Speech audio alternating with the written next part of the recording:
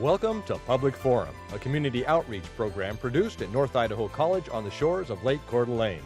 Featuring guests from around the globe addressing a wide variety of subjects, Public Forum serves to educate and enlighten. Please join host and moderator, political scientist Tony Stewart, in welcoming today's guest. We're so pleased to have our guest back from last week. We're having a two-part series with Gregory C. Carr, a native of Idaho. And it's just a very exciting discussion of his work both domestically and internationally dealing with humanity's concerns and needs. Gregory C. Carr was the co-founder of the Boston Technology Incorporated. He served as chairman of the board of that corporation until the Boston Technology developer of voicemail merged with Converse Technology in January 1988. He also, from 1996 to 1998, was chairman of Prodigy Incorporated, a global internet service provider. Our guest serves on the Board of Physicians for Human Rights, is on the Witness Board of Advocates, and has what is known as the Carr Center for Human Rights Policy under the Carr Foundation. His work has been extensive throughout the United States, and he has a staff to assist in this. And most recently, he has signed a contract with the Mozambique government in Africa, taking his work internationally. And one of that assignments in relation to Mozambique that we talked about last week and we'll continue to talk about this week is the creation of an ecotourism industry. And the foundation will be building healthcare and education facilities in that country. Greg, it's great to have you back. And we are sitting here admiring all the work you've done. You've been very successful, and with your success, you've taken those resources to help both domestically and internationally with people and their needs. And thank you for being generous with your time with us. Well, I'm glad to be here, Tony. And as always, I'm very pleased to have our two regular panelists, Janelle Burke and Erna Reinhardt, and we'll start the questioning with Janelle Burke. Welcome back, Greg. My first question has to do with what Mozambique is like. You've had the opportunity to go there repeatedly, actually. And so now can you describe for us, how would you describe this country? Well, Mozambique is a gorgeous country. It would be the size of 4 Idahos. It's in southern Africa, and it is close enough to the equator that it has a very warm climate and lots of rainfall, which means tremendous biodiversity. And it has fabulous people that I've really fallen in love with. Is it a place that you can go safely? You can now. Quite honestly, they had 30 years of war, but that war ended in 1992, and since then they've been rebuilding their country, and it's now a great place to go as a tourist, as an international visitor. They've got a beautiful Indian Ocean coastline and a tremendous countryside. Thank you. Erna Reinhardt. Last week, Greg, we talked about the many challenges that face the Mozambique country and the people. Tell us a little bit, and you just touched on it slightly, but tell us a little bit about the good news about the progress that has been made there. Well, in the past 12 years, since Mozambique's war ended in 1992, Mozambique's economy has been one of the fastest growing in the world. Their economy has growing at about 10% per year. So the good news is that they're growing that quickly. The bad news is they started at such a low rate that doubling the wealth of their country still means that they're one of the poorest countries in the world. And tell us what you hope to develop there. Well, I was invited there by the government of Mozambique to help them build their economy, and we realized that one of the best opportunities they have is tourism, because it's such a beautiful country. And tourism is actually the largest industry worldwide, and nobody thinks about going to Mozambique on vacation, but we could change that, and we could have people going to Mozambique on safari. And if we do that, we'll create good jobs, and we'll train Mozambicans to run these tourism industries. I want to ask our staff to go to the map again. In a moment, we're going to show some slides, and we're going to show some video that's different from last week's show. But if they'll go to the map, just a couple of statistics on the map that deals with some of it. It's up on the screen now.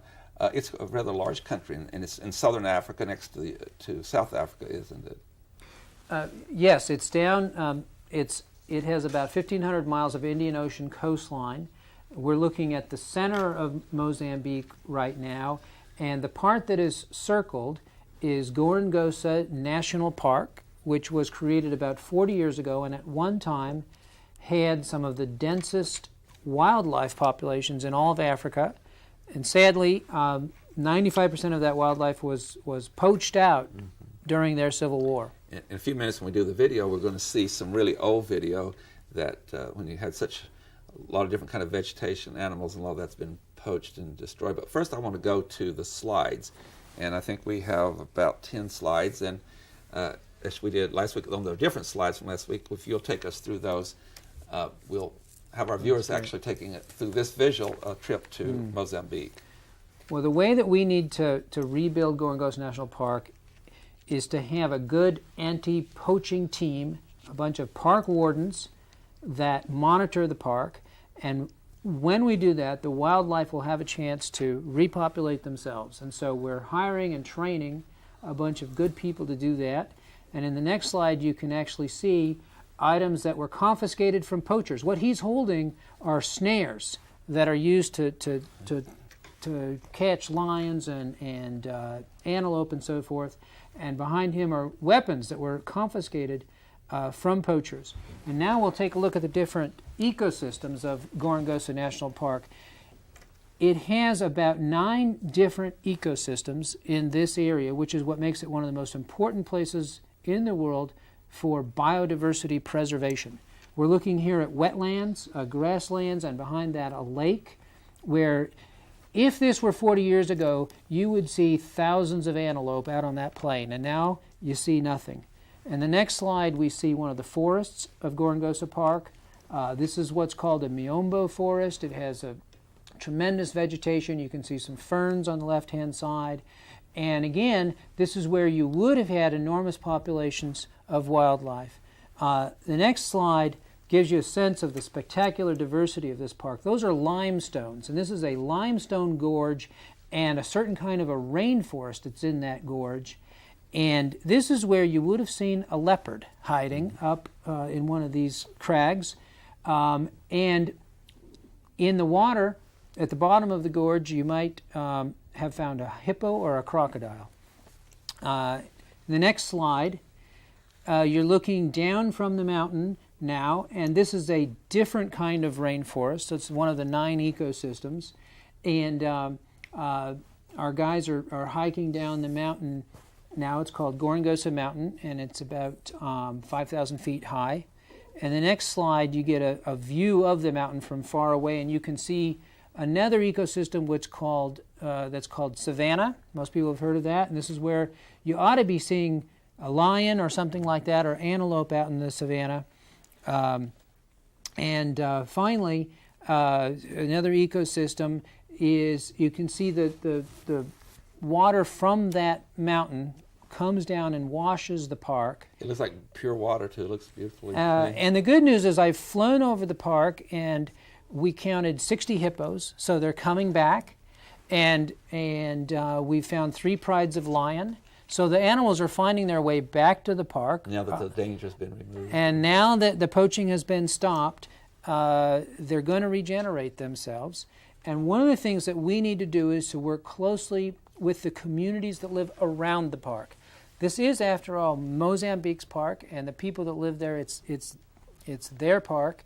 So we need to involve them in the preservation. And what you're seeing there is the next generation of Mozambicans that all need to be trained to be park wardens and biologists, good jobs to preserve that biodiversity. So we can do 2 things at once. We can create jobs, and we can also preserve some important biodiversity for the planet. And the brightness of those children, they're really ready for the future, and they just need this support that you've been addressing. In a moment, we're going to show some video, and I just want to say to our viewers, some of it's very old video, so don't adjust your set. It hasn't gone bad or lost its color.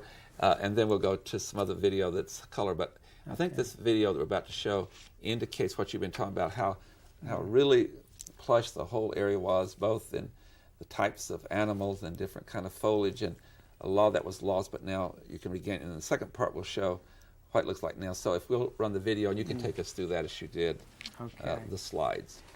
As you can see in the in the beginning here, the people really are living a subsistence level lifestyle, making bricks and so forth for their houses. And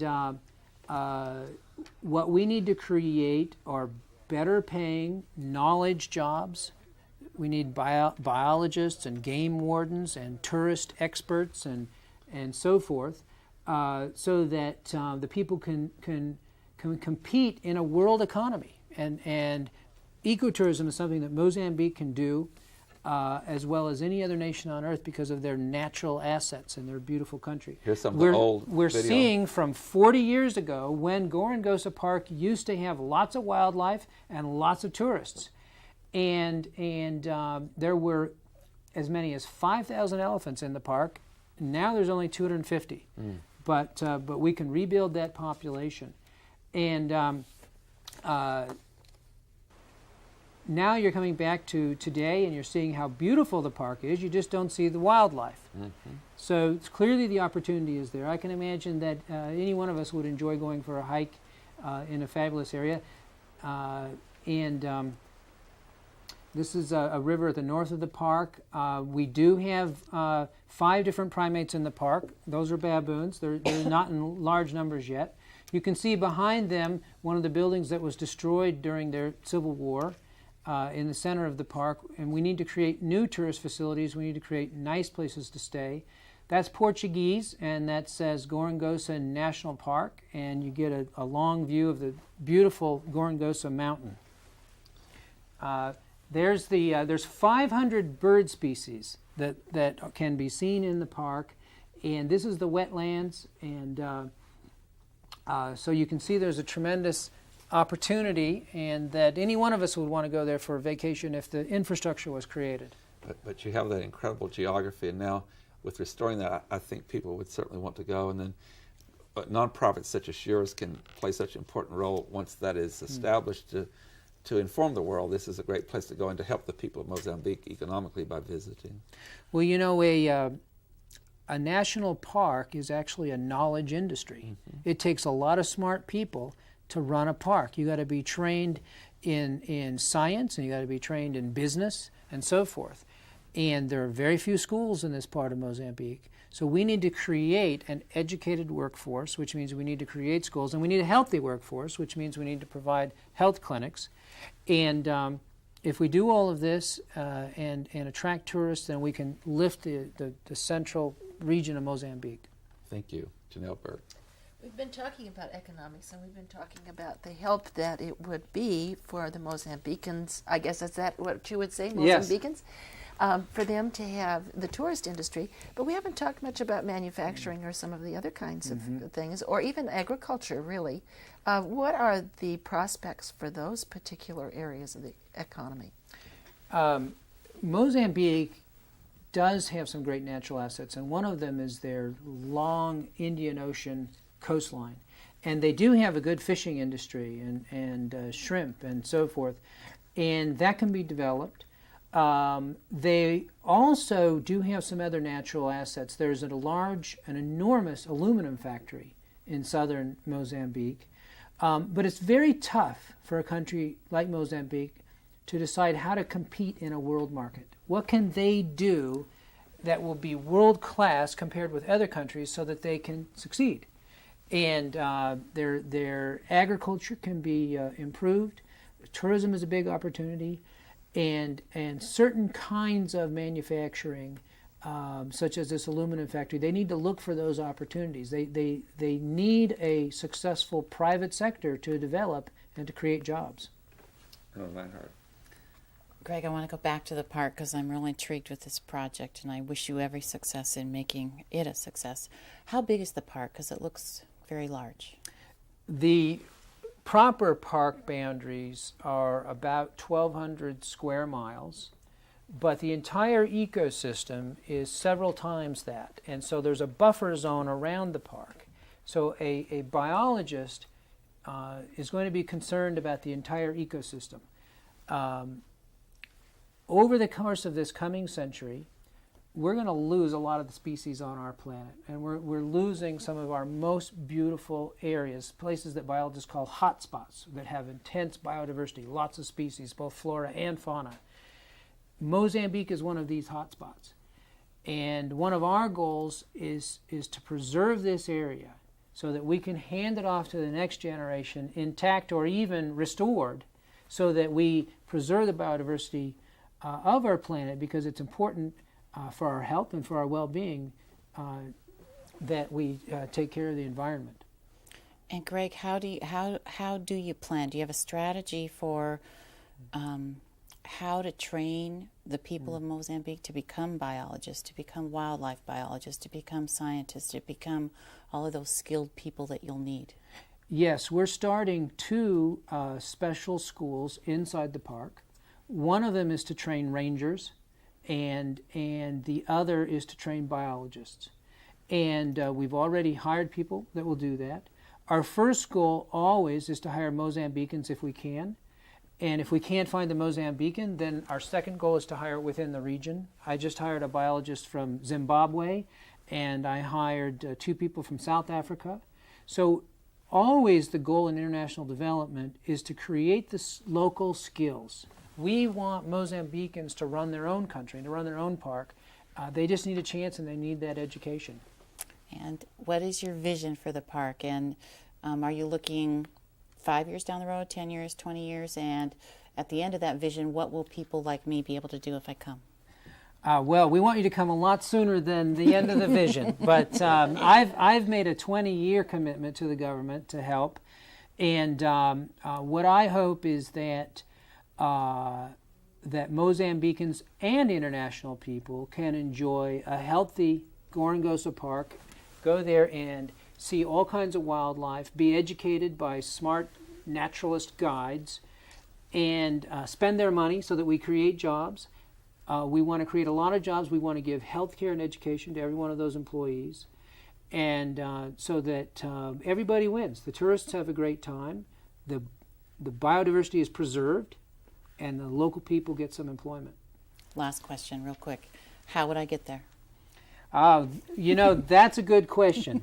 And I would suggest flying. Improving the transportation is one of the challenges. Right now, you would fly to Johannesburg, South Africa, which is a major city with a major airport, and then it's actually not very far from Johannesburg up to Mozambique. Okay. One question, and I want to go to your foundation and some of your facilities in this country, but for viewers who are watching, and we like to look at all issues, and I know some of them might be thinking that we have, latest figure is 45 million people in this country without health insurance, and we have other problems that we work on here. And certainly someone might be a critic to say, why should we be spending time there when we have these problems? And you have 2 wonderful answers to that, and I would appreciate it if our viewers could hear from you. Why are the 2 reasons why that we should do such great projects as the one that you're involved with? Well, it is a good question. I mean, someone can very appropriately say to me, Greg, why do you need to go all the way around the world to do something? Can't you do something here in the United States? Which you have done. And what I would say about working in international development, whether it's Southern Africa or Latin America or Asia, I would say 2 things. One, there's humanitarian reasons for being involved. If there's going to be 30 million AIDS orphans in Southern Africa, then I don't really know how we can ignore that. I don't know how we can look back on our lives later and wonder why we didn't do anything.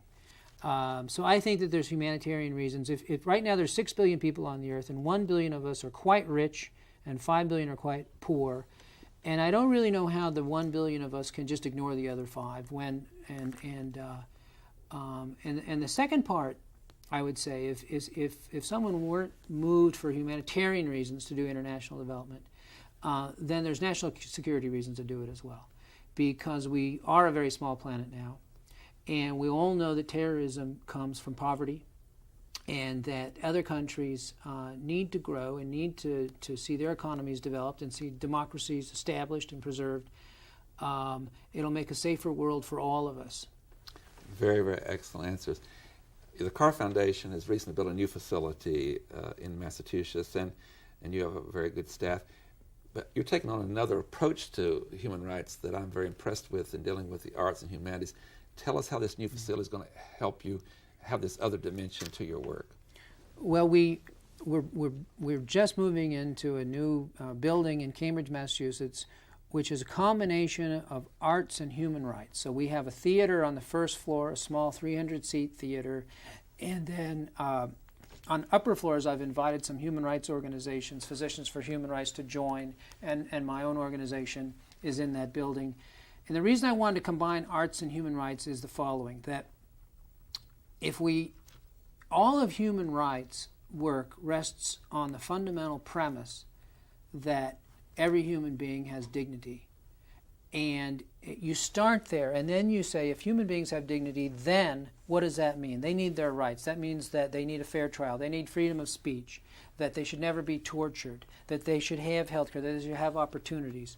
But it all starts by caring about what is a human being, and therefore what rights should they have. And I find that the arts, especially arts that are specifically directed to human rights issues, are a great way to touch people's hearts.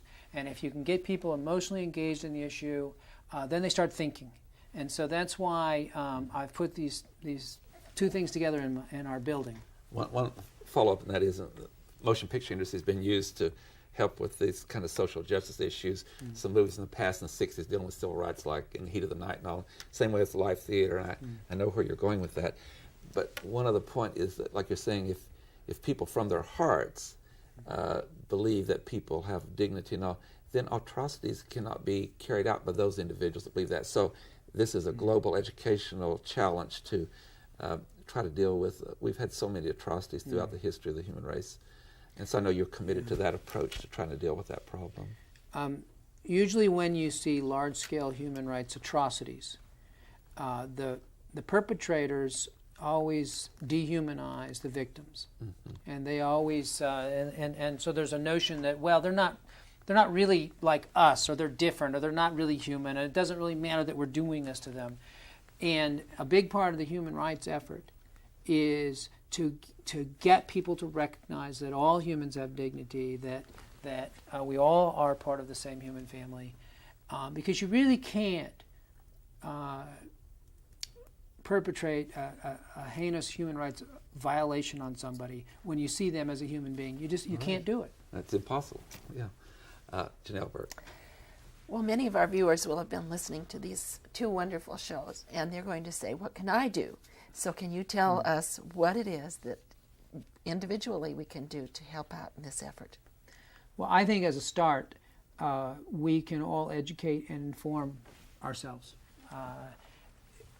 I think Americans have a responsibility to know about the world. We are the most powerful nation on earth, and what are we going to do with that power? We need to make sure that we're also the most moral nation on earth and the most knowledgeable and informed.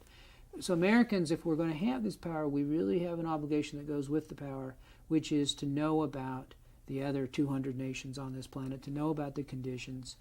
And so educating ourselves is important. Making our views known to each other and to our elected politicians is important. We're voters. That matters. That's powerful. And beyond that, there's lots of opportunities for people to get involved. There's great nonprofit organizations that you can support in various ways. And even go there. Absolutely. You can go there to work, or you can go there as a visitor. You're going to be informing yourself, and that's really important. Erna Reinhardt.